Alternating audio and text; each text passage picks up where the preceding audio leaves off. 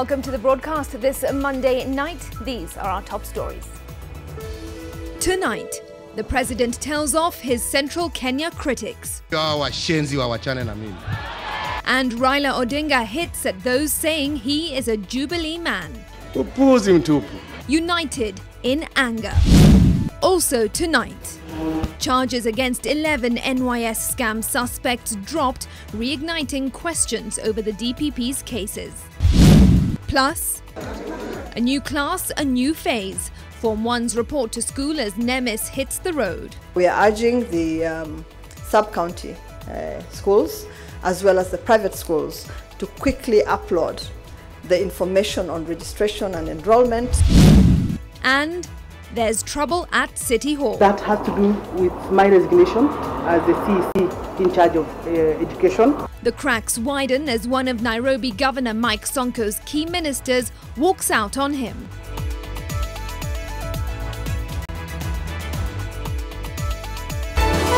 NTV Tonight with Smriti Vidyarthi. Our sign language interpreter tonight is David Agondoa. To our top story tonight, President Uhuru Kenyatta is taking on his critics in the Mount Kenya region head-on, saying he will not be arm-twisted to develop the region at the expense of other parts of the country. A furious Uhuru read the Riot Act to the region's leaders, saying his mandate as president does not allow him to discriminate any region of Kenya, referring to his critics on the development agenda as washenzi. NTV's political affairs reporter Kennedy Muredhi with this report, as opposition leader Raila Odinga also said he was not interested in either joining the Jubilee Party or rocking it. For some time now, debate on development or lack of it in Mount Kenya counties has dominated talk in that region and has found itself on the national stage through political leaders. So dicey has the situation been that MPs from the region held a two-day meeting in Naivasha to discuss the matter. To them, the region has been forgotten and their efforts to get the president's ear have been unfruitful. Hii mambo kazi yetu ni kupiga kura. Baada ya kupiga kura, maendeleo tunapatiana kwingine. Hiyo ujinga tuache. Ati ujinga tufanya nini? Hiyo ujinga tufanya nini? Kufungua maji kwingine. Kufungua barabara kwingine. Kufungua stima. Tukikuja hapa Kiambu, ati no hora wako hena certificate ya johi. Hii siasa ya kusema ati kwa sababu mtu ametoka pahali fulani ati kusema maendeleo itaelekezwa pahali fulani. We want a country where every single citizen is entitled to development regardless of where the leader comes from. Hiyo ndio siasa tunataka Kenya hii. Kwa hivyo hawa washenzi wawachane na mimi.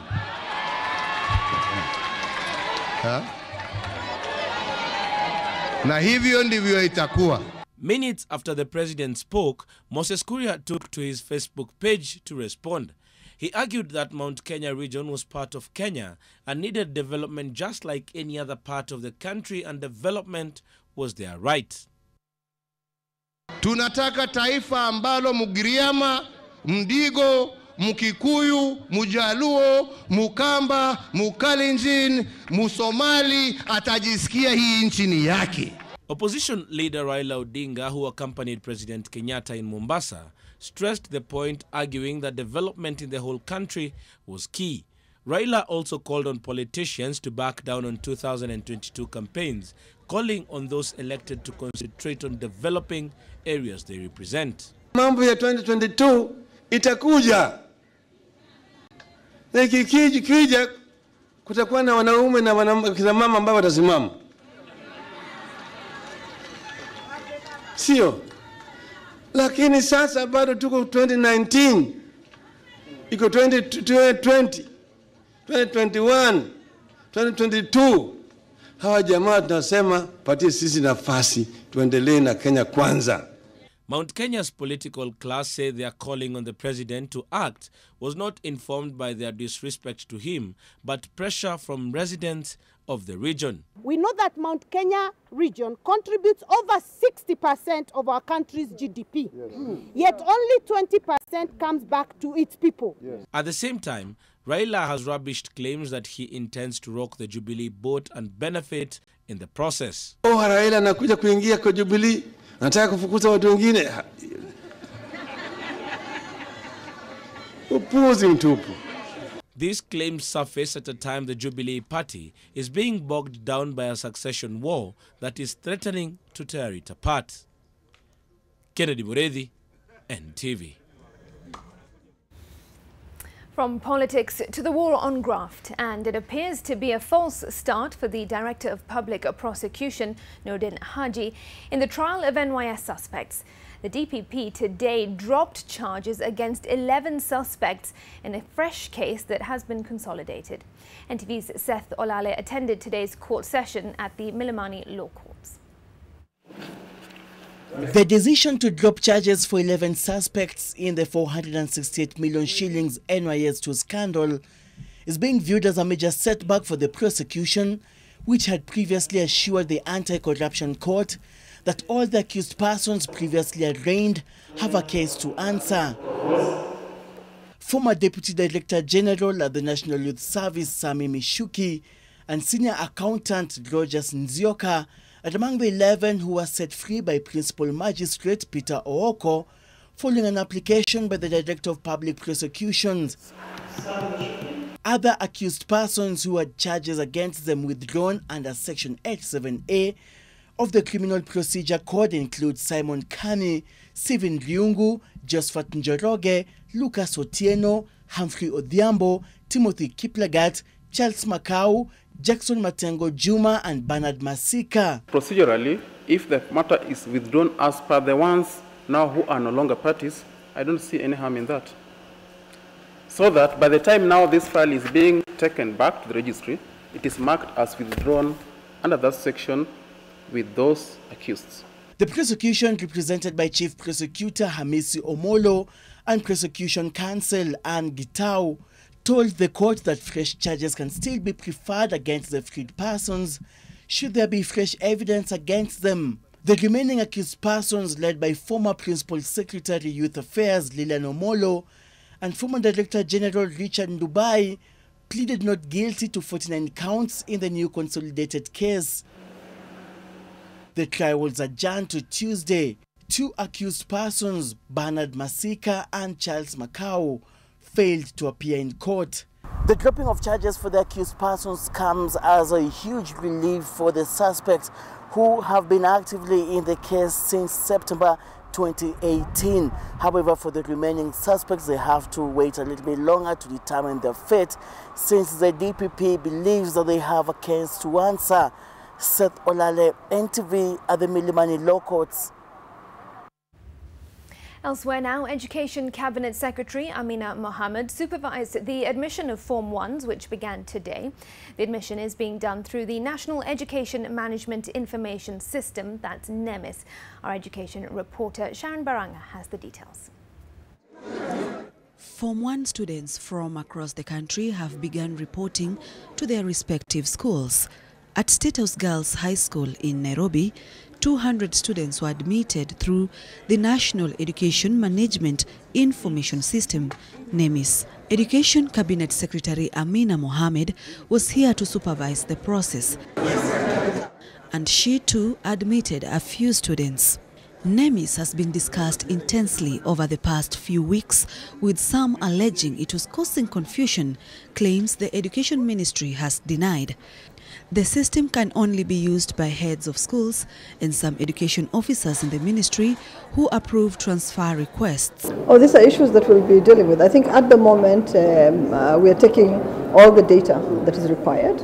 After the 11th, we'll be able to look at this data now and support the schools that need support. I mean, obviously every school will have, and especially the schools around the city, in the urban areas, will have more students than they had last year. because we had bigger numbers that sat for the exams. The Ministry of Education maintains that all students joining Form 1 should be admitted through the National Education Management Information System, as it is meant to account for all learners in public schools. Admission of Form 1s will be completed by Friday this week. Urging the sub-county schools as well as the private schools to quickly upload the information on registration and enrollment so that we can capture all this information in NEMIS. Meanwhile, the distribution of books for the new curriculum, which is being implemented for pre-primary 1 and 2 and grades 1 to 3 and teachers' guides in public primary schools is ongoing.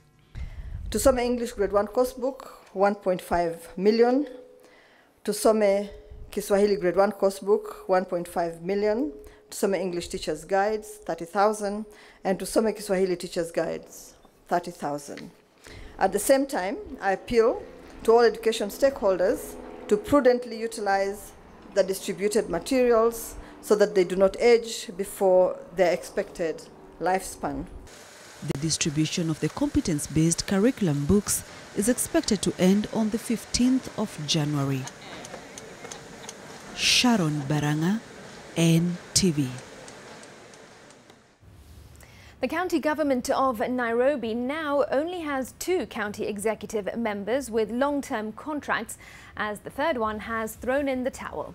Nairobi County's Education, Sports and Social Services Executive Member, Janet Oko, says her resignation was inspired by her desire to pursue other interests.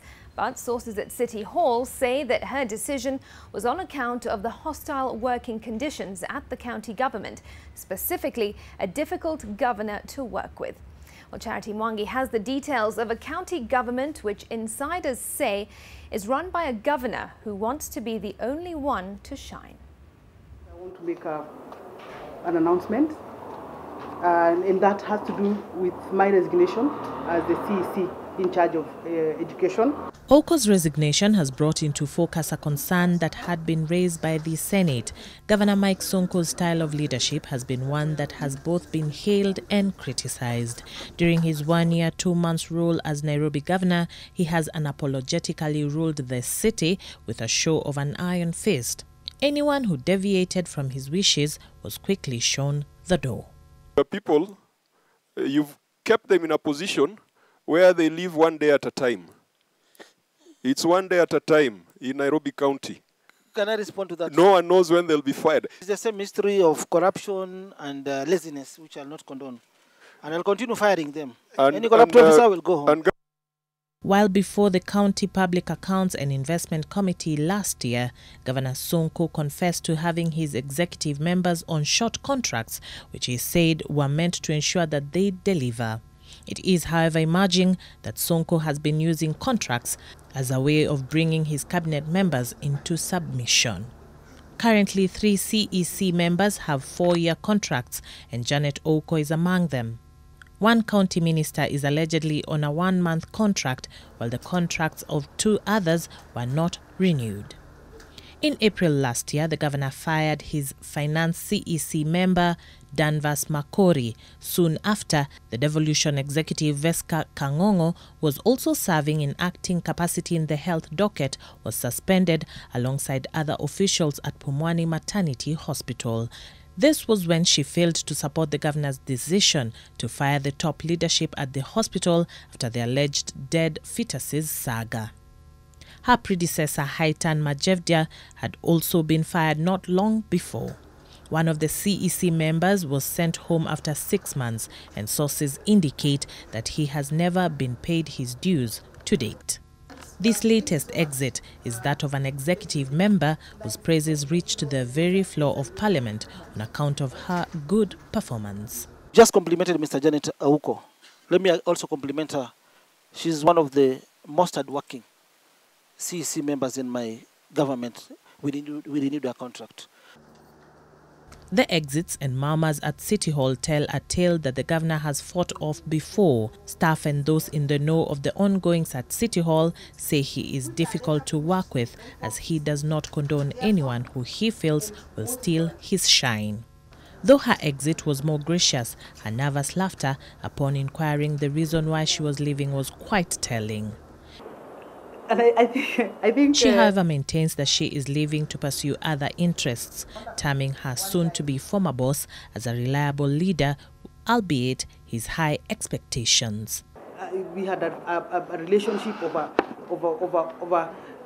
boss, you know, because really he's my boss. So there is that relationship where you want him to probably okay something that you're doing. You'd also feel that as he's a minister, you want to inform him. These are the steps that I'm taking. I would want guidance. So I think in terms of relationship, that is how I would say that, you know, we had a good working relationship. Sonko is yet to replace his deputy after the exit of his running mate in the polls, Polycarp Igathe, who had inspired great confidence in the county government's delivery. For now, voices coming out of City Hall speak of an uncomfortable place to be. Voices of county employees who remain silent, largely out of fear. Upon his return from the coast, Nairobi Governor Mike Mbuvi Sonko will be faced with the responsibility of replacing his Education, Sports and Social Services CEC, a task that he has had to do severally during his time here at City Hall. Charity Mwangi, NTV. All right, now a day after more than 50 youth who were reporting for training as KDF soldiers at the Recruits Training School in Eldoret were arrested for presenting forged calling letters, some of them are now crying foul after losing huge sums of money to persons they claim were senior military officers. Our reporter Gabriel Kudaka has the details.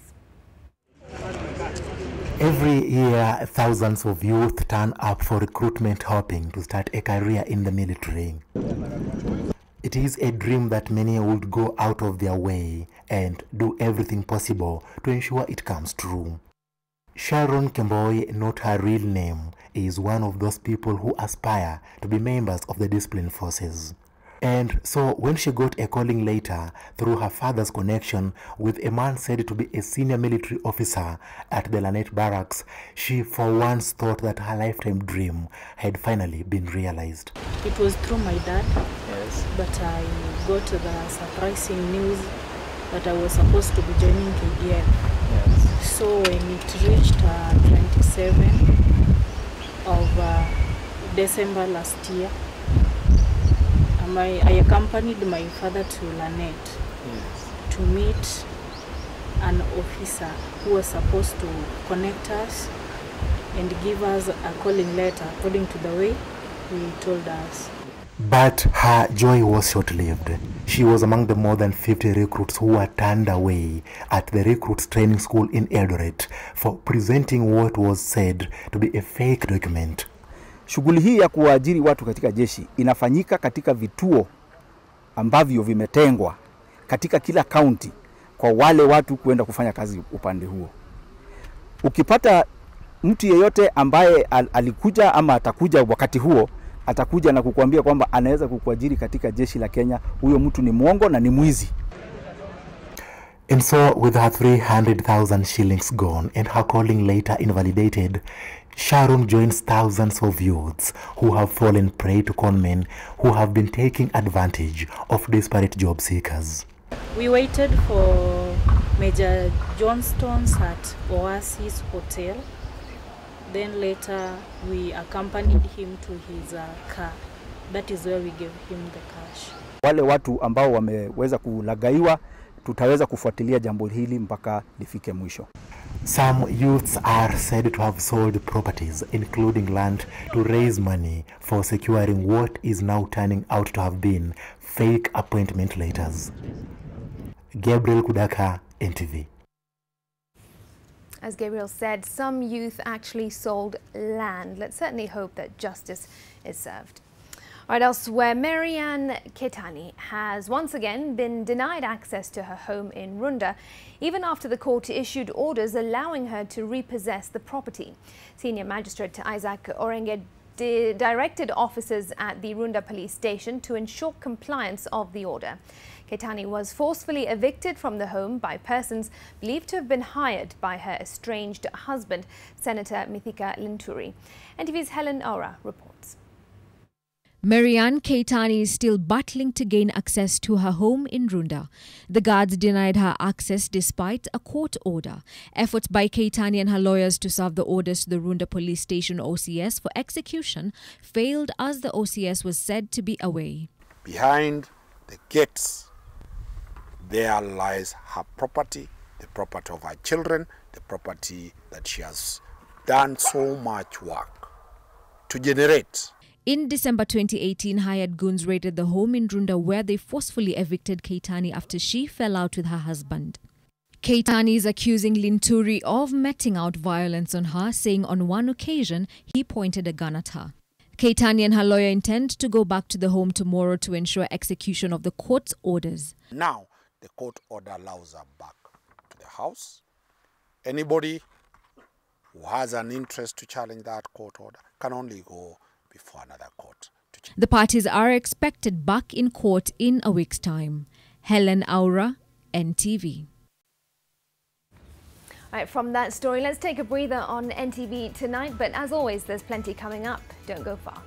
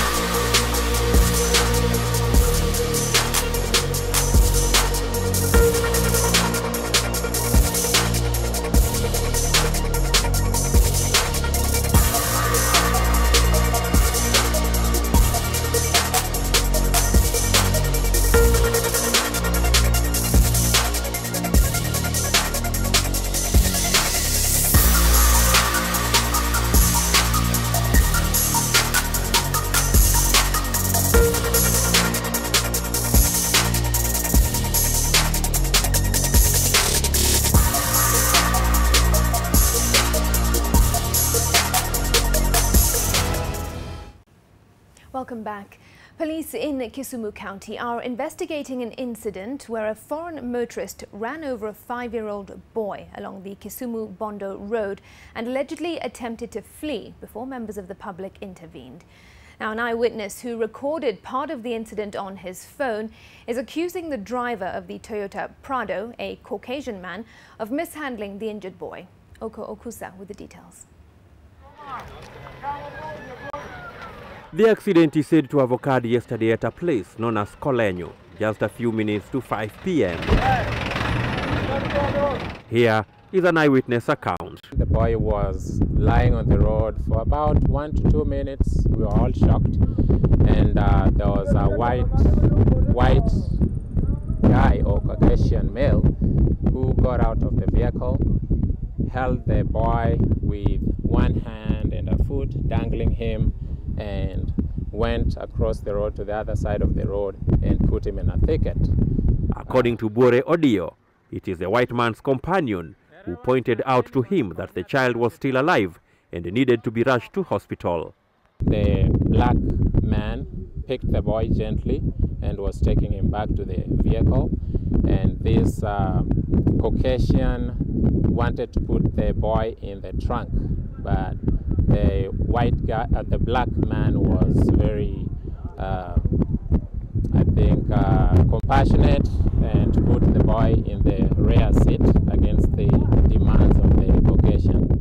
When we visited the boy's home, we found grief-stricken relatives struggling to come to terms with Duncan Ochieng's death. Sasa kufika kwa barabara, wengine wamesharuka pande ile. Sasa huyu mtoto alikuwa amebaki pande huu. Sasa anapayuka, mara moja ameruka, mara moja kwenda pande ile. Ndiye amekutana na gari. Duncan is said to have succumbed to his injuries last night at around 11 o'clock while receiving treatment at Aga Khan Hospital in Kisumu. Duncan was the last born in a family of 6. Okusa, NTV. Condolences to the family. Now, the National Police Service has embarked on registering all police officers in the country to set up a digital database that will ease operation in security management. The launch will see the service digitize its administrative procedures, the occurrence book and the crime management system. Speaking during the launch in Kilifi County, Interior Cabinet Secretary Fred Matiang'i said this is the first time that such a platform has been created in the history of the service. It has been said, adapt or die. Service delivery has significantly been changed as the tentacles of technology have reached deep into society. The police service has been perceived as being analog in a number of operations. We are ramping up the ICT course in police training, effective from the next intake. Police officers who will go through training must do a high-level ICT course for the entire 6 months as a compulsory requirement, so that you are able to operate this system. We will be registering all the police and their families to ensure that we are able to give them all the services that they require.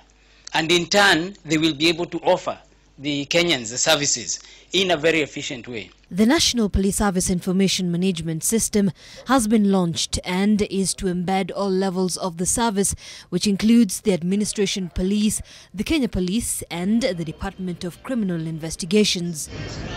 The new system aims at infusing accountability, efficiency, honesty and professionalism among officers as part of the ongoing police reforms. Na hii story file ilipotea sijui nini, you spend that time at the police headquarters ama huku kitafuta file. Hii ni ile ushenzi wa zamani. Lazima tuaje upumbavu kama huu. We must manage ourselves differently. We will get an electronic criminal record that then will be passed on to the court system, so that even between the police and the judicial services, there's not going to be any loss of data, any loss of files. The system is set to support the selection, recruitment and management of police officers, deployment, performance appraisals, merit-based promotions and transparent transfers. We want a transparent, professional system of managing police officers. Hatutaki system ya kujuana, tafadhali mimi sitaki. Tunataka an open, transparent system. The information is expected to be digitally available before April 2019. Zainab Ismail, NTV. Now, millions of shillings worth of gambling machines and shisha equipment have been destroyed in Nairobi in a drive to save the youth from a downward spiral.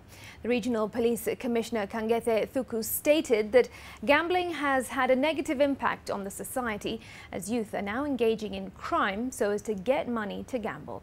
School-going children have also been reported to engage in the vice, and as a result, some drop out of school as they chase easy money. Thuku gave a stern warning to clubs that still sell shisha, vowing to ensure that they are barred from doing business. Anaelekeza katika lotos kwa sababu katika ile matangazo ambayo tunaona tunaambiwa tutashinda mamilioni, lakini mjue ni uongo mtupu.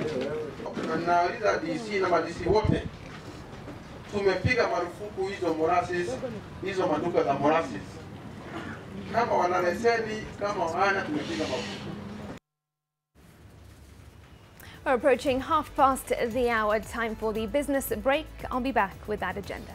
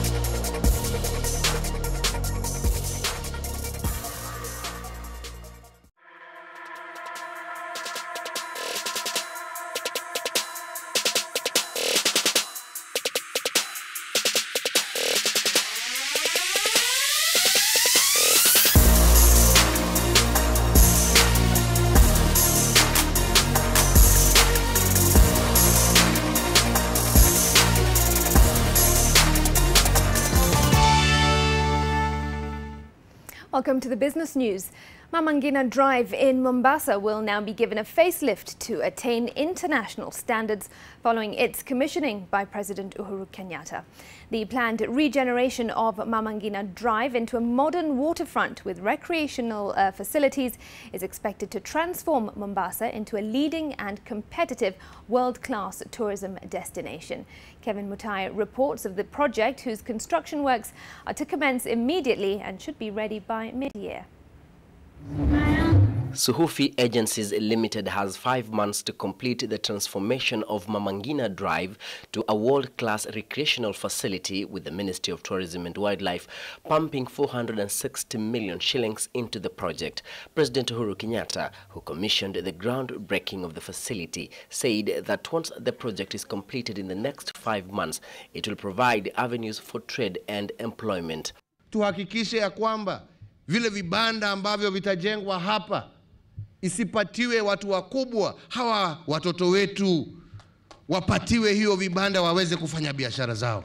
The tourism sector, which has been reeling from terrorism and negative travel advisories, took a hit, but after various interventions, it started picking up. However, the industry is still grappling with vices such as corruption, political instability, and grabbing of public land meant for the construction of public amenities. Hali ya mazingira ambayo wamefanya katika viwanja wetu wa ndege inafanya watu wasikuje hapa Kenya.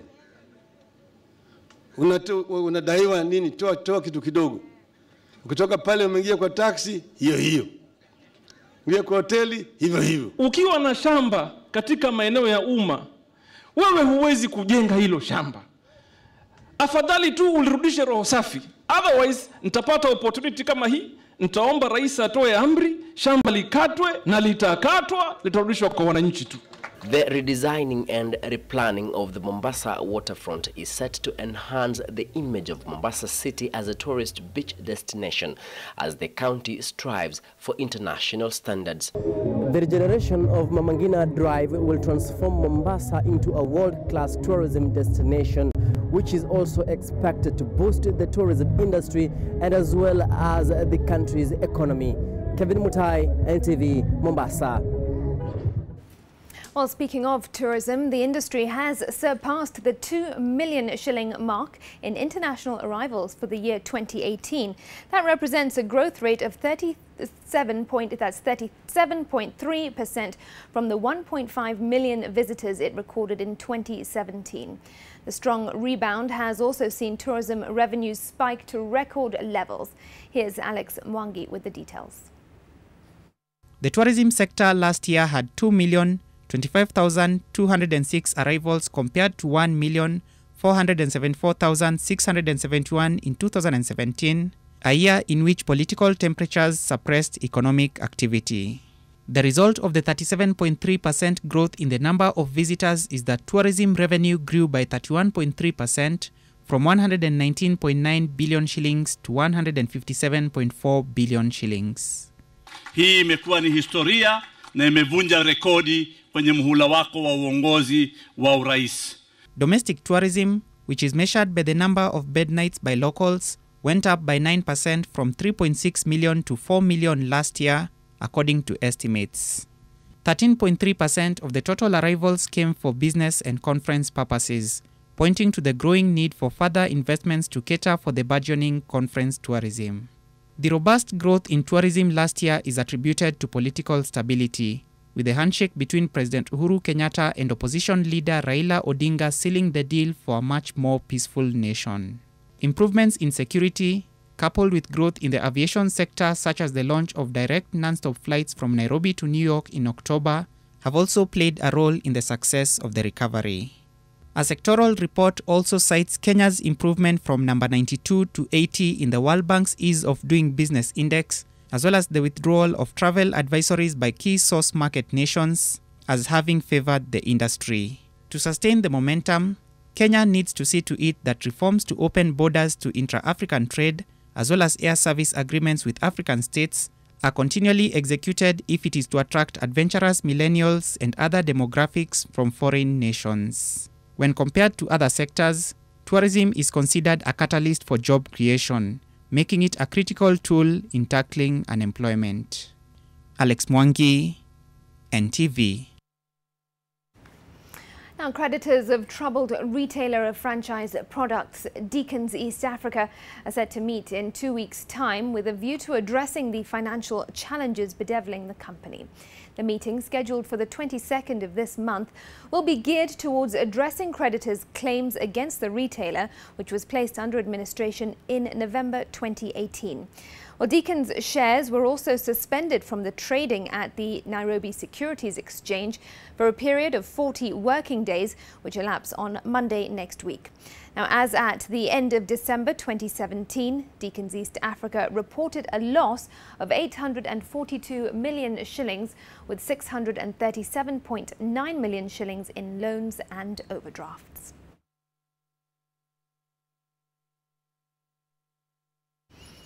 And the Nairobi Securities Exchange kicked off the week with investors registering a slight gain of 4.8 billion shillings in paper wealth compared to Friday's trade.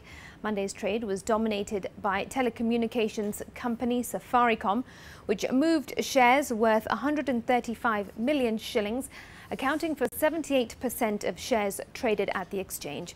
Banking stocks accounted for 15% of the value traded, a significant decline from the 38% posted between the 2nd and the 4th of January 2019. The NSE 20-share index wrapped up Monday's trade at 2,771 points, 12 points lower than it closed last week.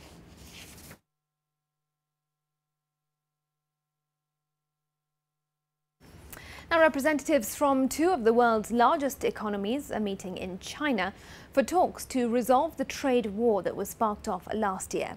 The US and China slapped tariffs on each other's goods in a move whose ripples have been felt across the entire global economy. The heads of state have met last month and agreed to refrain from making any tariff adjustments for a period of 90 days. The US is currently in the midst of a government shutdown, while China's economic performance has, over the last 12 months, decreased considerably. Well, intellectual property rights are part of the sticking points of the discussions, which many hope will yield fruits, so as to give the world economy a foothold to further expand in 2019.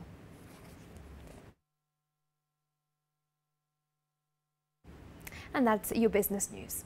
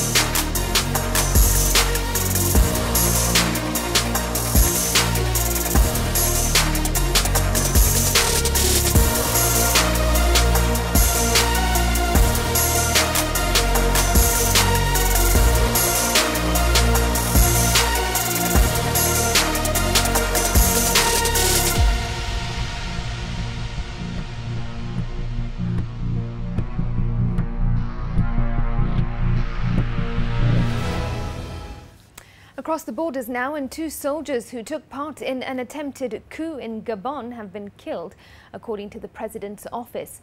The government has been working to restore normalcy after soldiers seized a radio station, staging an apparent coup and declaring their dissatisfaction with President Ali Bongo. Military officials in Gabon said they have taken over the country to restore democracy.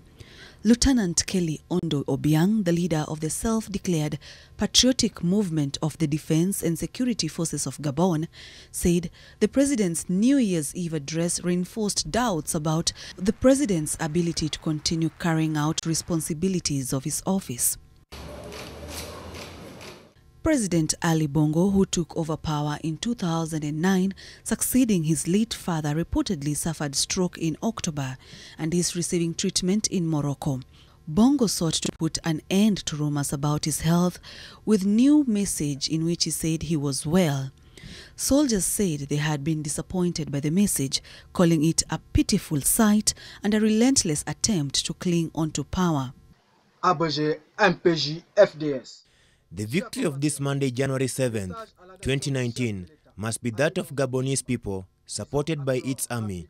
Finally, in a few hours, we will put in place a National Council of Restoration, following consultations with the nation's forces in order to ensure the continuity of the state and guarantee to the Gabonese people a democratic transition. To that effect, in the superior interest of the nation, the sons and the daughters of the fatherland are called upon to join the National Assembly or to represent themselves as soon as possible. We are talking about the following military figures: General, inaudible; Philippe, inaudible; Colonel, inaudible; the following civil society members: Mr. Jean Remy Ama, Mr. Marshal Ibama, Maitera, inaudible; Ms. Laurence Du, inaudible; Mr. Bernard Zin, all the young leaders of the youth movements. The leaders of all religious faith are also tasked with going to the National Assembly. The following political figures: the leaders of political groups from the opposition, inaudible; the people of Gabon, we shall do what we have never done. We implore the army to liberate the people of Gabon from the fear and division. A few hours after this announcement, the government spokesman Guy Bertrand Mapungu said the political situation in Gabon is under control and that 4 rebels had been arrested and 1 was on the run. Military sources speaking under anonymity, however, said that the masterminds had not been arrested. The streets of Libreville spotted military vehicles on patrol. The presidency later released a statement saying that 2 soldiers who took part in Monday's attempted coup had been killed. They were allegedly shot dead after security officers stormed the National Radio building, which they had taken over. 3 others are under arrest. And next up, it's the sports news. Brian Otwell is standing by with the latest.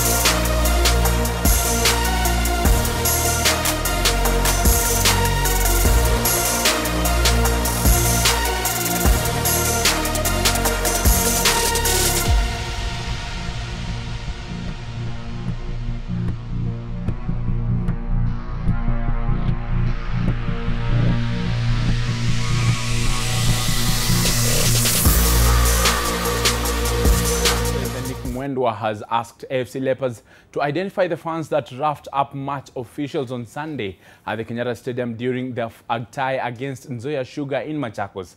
The FKF president, through his Twitter handle, was appalled that hooliganism is rearing its ugly head again and wants Leopards to help identify the hooligans that took part in the event on Sunday. A section of AFC Leopards fans attacked referee George Mwai after their team succumbed to a late Nzoia Sugar equalizer in the game, which ended 1-1. FKF are yet to take any measures on the club, who were the hosts. In 2016, Gor Mahia fans attacked the same referee during their game against Tusker, and FKF docked them 3 points, and they ended up relinquishing their title by 2 points margin to Tusker FC.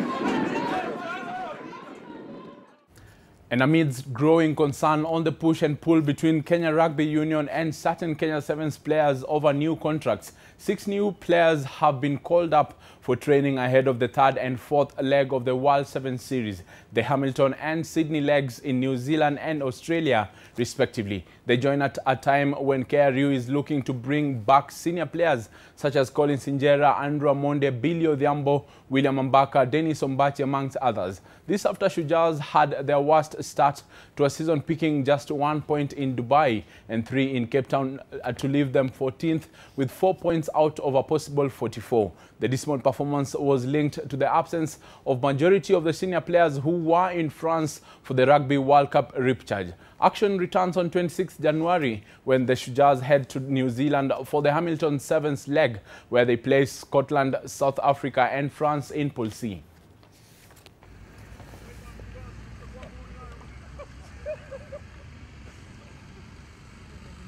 And Kenya Sevens star William Mbaka and Harambee Stars keeper Patrick Matasi will battle 3 athletics celebrities for the Sportsman of the Year accolades during the 2018 Safaricom Sports Personality of the Year Soya Awards.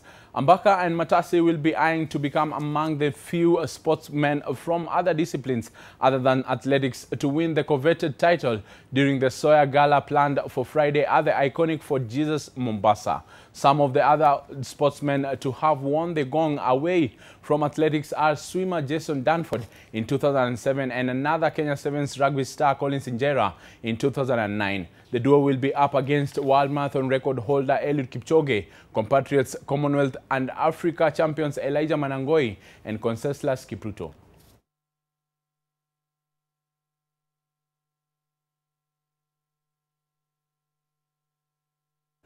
Meanwhile, reigning WBC Super Bantamweight Women's Champion Fatuma Zarika and Lionesses starlet Janet Okello are among the top contenders angling to end the athletics dominance for the women's accolade. The two are up against World 5,000 meters champion Helen Obiri, World 3,000 meters steeplechase record holder Beatrice Chepkoech, and World Under 20 3,000 meters steeplechase champion Selfin Chespol. Okello was Lionesses' top try scorer in all competitions with 15 tries and was named the MVP at 2018 Safari Sevens, where Kenya defended the title. Obiri is equally favored to carry the day.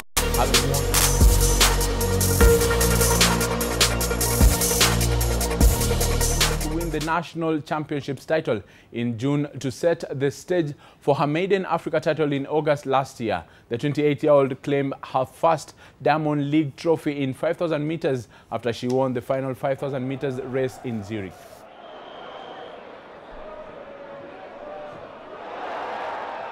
The WBC Super Bantamweight.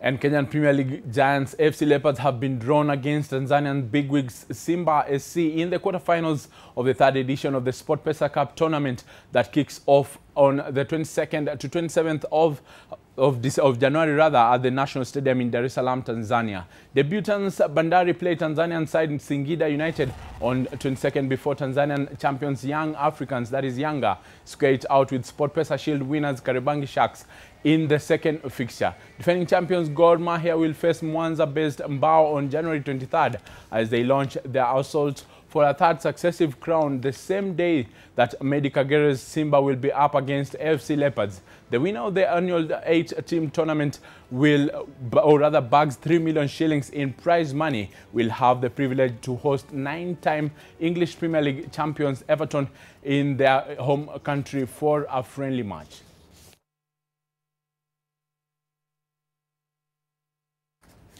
And France Football Magazine's latest edition has ranked Kenya 10th in the Africa and first in East Africa by performance in the year 2018. This follows Harambee Stars' outstanding performance in 2018, where Kenya picked up 6 wins, 2 draws and 4 defeats in 12 international matches. Stars also sealed qualification to the 2019 Africa Cup of Nations for a first time in 15 years. France Football is a reputable sports magazine that features football news from all over the world in its weekly publication. It partnered with FIFA for the Best Player in Europe award christened the Ballon d'Or.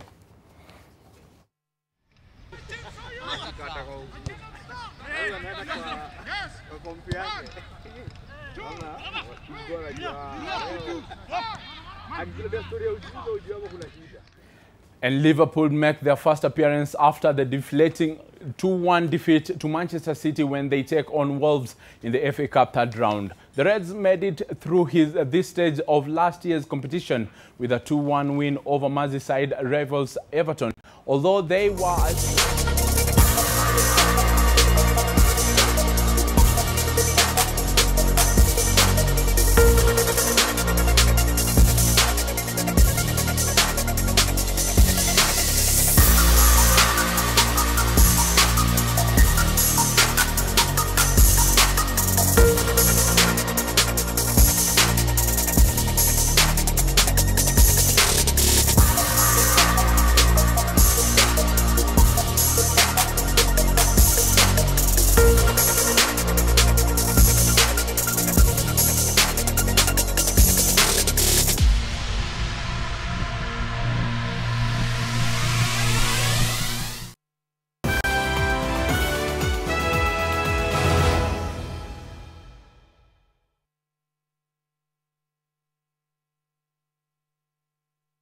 Right, and some news just in before we close. Mandera Miraa Market is on fire. There are no firefighters on the scene and the strong wind is enabling the raging blaze to spread. As you can see on your screens, residents living nearby have run out of their houses and are helplessly watching the fire head for their homes as it brings down the market to ashes. No details confirming the cause or the presence of any casualties are available at this point, but sources indicate that there are likely to be none as the market hardly has people at night. So what you're seeing on your screens is a raging fire that has hit the Mandera Miraa Market. At this point, no information about any casualties, but word has it that hopefully there will not be any, as the market is relatively quiet at this time of the night. Residents, however, have vacated their homes, the ones that live nearby, and are helplessly watching as the fire spreads, getting closer to where they live, and unfortunately no firefighters at the scene at the moment. That's a story that we will certainly be keeping a close eye on, and we'll have more information as and when we can bring it to you. All right, well, that's where we close NTV Tonight. Thanks very much for watching. I'm Smriti Vidyarthi. Do stay tuned to NTV. Press Pass with Mark Masai is up next.